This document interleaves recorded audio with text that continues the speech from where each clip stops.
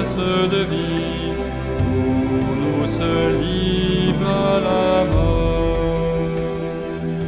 Aujourd'hui s'accomplit notre salut.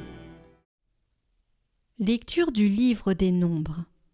En ces jours-là, en chemin à travers le désert, le peuple perdit courage. Il récriminait contre Dieu et contre Moïse. « Pourquoi nous avoir fait monter d'Égypte ? Est-ce pour nous faire mourir dans le désert où il n'y a ni pain ni eau ? Nous sommes dégoûtés de cette nourriture misérable. » Alors le Seigneur envoya contre le peuple des serpents à la morsure brûlante, et beaucoup en moururent dans le peuple d'Israël. Le peuple vint vers Moïse et dit : « Nous avons péché en récriminant contre le Seigneur et contre toi. Intercède auprès du Seigneur pour qu'il éloigne de nous les serpents. » Moïse intercéda pour le peuple, et le Seigneur dit à Moïse : « Fais-toi un serpent brûlant, et dresse-le au sommet d'un mât. Tous ceux qui auront été mordus, qu'ils le regardent, alors ils vivront. » Moïse fit un serpent de bronze et le dressa au sommet du mât. Quand un homme était mordu par un serpent et qu'il regardait vers le serpent de bronze, il restait en vie.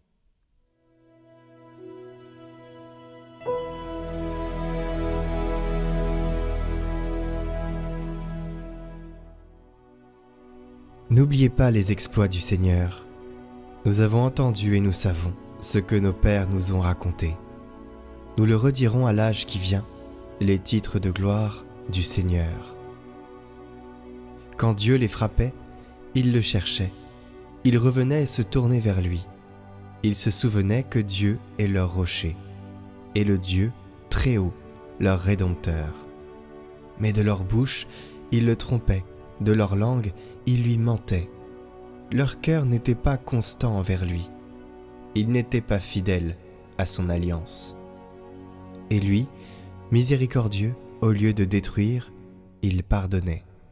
Ils se rappelaient, ils ne sont que chair, un souffle qui s'en va, sans retour. N'oubliez pas les exploits du Seigneur.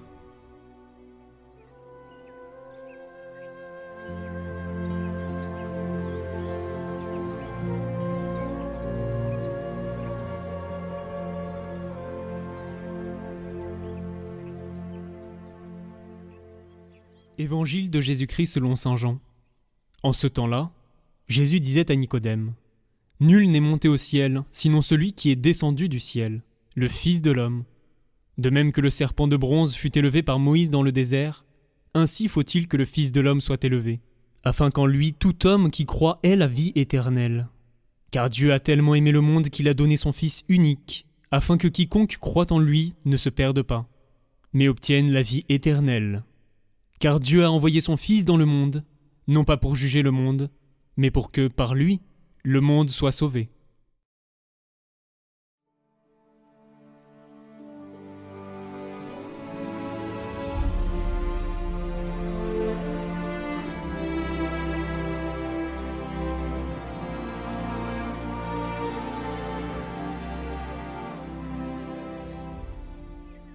Comme Moïse a élevé le serpent dans le désert, il faut que le Fils de l'homme soit élevé, afin que quiconque croit en lui ait la vie éternelle. Voici le tournant. Le serpent qui sauve est arrivé parmi nous. Jésus, qui, élevé sur le bois de la croix, ne permet pas au serpent venimeux qui nous assaille de nous conduire à la mort. Face à nos bassesses, Dieu nous donne une nouvelle hauteur. Si nous gardons le regard tourné vers Jésus, les morsures du mal ne peuvent plus nous dominer, parce que, sur la croix, il a pris sur lui le poison du péché et de la mort, et en a anéanti le pouvoir destructeur. C'est ce que le Père a fait face à la propagation du mal dans le monde. Il nous a donné Jésus, qui s'est fait proche de nous, d'une manière telle que nous n'aurions jamais pu l'imaginer. Lui qui n'a pas connu le péché, Dieu l'a fait pécher pour nous. Telle est l'infinie grandeur de la miséricorde divine. Jésus, qui s'est fait péché pour nous. Jésus qui sur la croix s'est fait serpent, pourrions-nous dire, afin qu'en regardant vers lui, nous puissions résister aux morsures empoisonnées des serpents mauvais qui nous assaillent. Voici la route, la voie de notre salut, de notre renaissance et de notre résurrection. Regardez Jésus crucifié de cette hauteur. Nous pouvons voir nos vies et l'histoire de nos peuples d'une manière nouvelle, car de la croix du Christ, nous apprenons l'amour et non la haine. Nous apprenons la compassion et non l'indifférence. Nous apprenons le pardon et non la vengeance.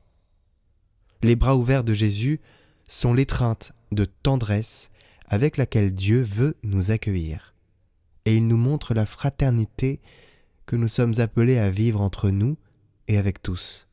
Il nous montre le chemin chrétien, non pas le chemin de l'imposition et de la contrainte, du pouvoir et de l'importance.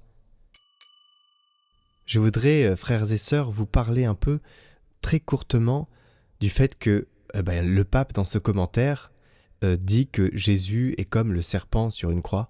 Alors, ça peut paraître un peu bizarre, mais en tout cas, il prend la référence dans le livre des Nombres. Donc, dans ce livre-là de l'Ancien Testament, Moïse élève un serpent en bronze sur un poteau pour guérir les Israélites mordus par des serpents venimeux dans le désert, et ceux qui regardaient le serpent de bronze étaient guéris. Ce serpent de bronze est devenu un symbole de salut et de guérison. Et dans l'évangile de Jean, Jésus explique à Nicodème que de même que Moïse a élevé le serpent dans le désert, lui, le Fils de l'homme, doit être élevé sur la croix pour sauver l'humanité. Jésus élevé sur la croix devient ainsi le nouvel objet de salut. Ceux qui regardent vers lui, c'est-à-dire qui croient en lui, reçoivent la vie éternelle. Alors, vous l'avez compris, il suffit de regarder toujours vers le Christ, c'est-à-dire de ne pas se détourner de lui, de ne pas avoir honte de ce que l'on a fait, et pour ça, il y a la confession pour laver nos péchés, pour pouvoir le regarder dans toute sa splendeur et prendre part à son festin. Et aujourd'hui, la croix glorieuse est une fête très importante, puisque c'est cette croix qui est le symbole de salut. Ça peut paraître un peu morbide quand on ne connaît pas la signification de la croix, mais c'est beau, c'est un signe de salut, c'est un signe qui nous rappelle notre Dieu qui s'est incarné, qui a fait cette exception pour l'humanité, qui est venu, qui s'est incarné dans la chair, qui a été tenté par le péché, par le démon, tout ça. Ça un peu, on pourrait se dire que ça salit, vous savez, ce Dieu si pur. Donc c'est l'objet de notre salut et c'est notre gloire qui est là, c'est notre avenir, la croix. Donc c'est un message merveilleux. La croix est un objet de scandale parce qu'un Dieu crucifié, c'est impensable, mais c'est le sacrifice qu'il a fait pour nous. Donc honorons cette croix. Si vous avez la possibilité d'aller dans une église aujourd'hui, eh bien c'est bien de le faire, de venir prier auprès de la croix et de lui demander des grâces de salut pour vous permettre d'arriver au salut, vous aussi en portant votre croix, parce qu'on a tous une croix et c'est important d'avoir la force. Et vous l'avez compris dans le commentaire, c'est en se tournant vers Jésus qui nous donne ses dons, qui nous permettent d'affronter toutes les épreuves de notre vie comme lui a affronté son calvaire. Instrument du salut de l'humanité, elle mérite notre vénération parce que Jésus y a vaincu la mort. Il en a fait le signe triomphant et glorieux de la résurrection. La croix est à la fois le signe de l'amour rédempteur de Dieu à travers son Fils et symbolise la victoire sur le péché. Nous vous proposons cette prière qui aurait été trouvée en l'an 802 dans le tombeau du Christ. Prière d'invocation à la Sainte Croix. Au nom du Père et du Fils et du Saint-Esprit. Amen. Dieu Tout-Puissant, qui avez souffert la mort à l'arbre patibulaire pour tous nos péchés, soyez avec moi. Sainte Croix de Jésus-Christ, ayez pitié de moi. Sainte Croix de Jésus-Christ, soyez mon espoir. Sainte Croix de Jésus-Christ, repoussez de moi toute attaque malveillante. Sainte Croix de Jésus-Christ, versez en moi tout bien. Sainte Croix de Jésus-Christ, détournez de moi tout mal. Sainte Croix de Jésus-Christ, faites que je parvienne au chemin du salut. Sainte Croix de Jésus-Christ, repoussez de moi toute atteinte de mort. Sainte Croix de Jésus-Christ, préservez-moi des embûches. Jésus crucifié, ayez pitié de moi, faites fuir l'esprit malin de moi, ainsi soit-il. Chantons cet hymne à la croix pour cette fête de la croix glorieuse.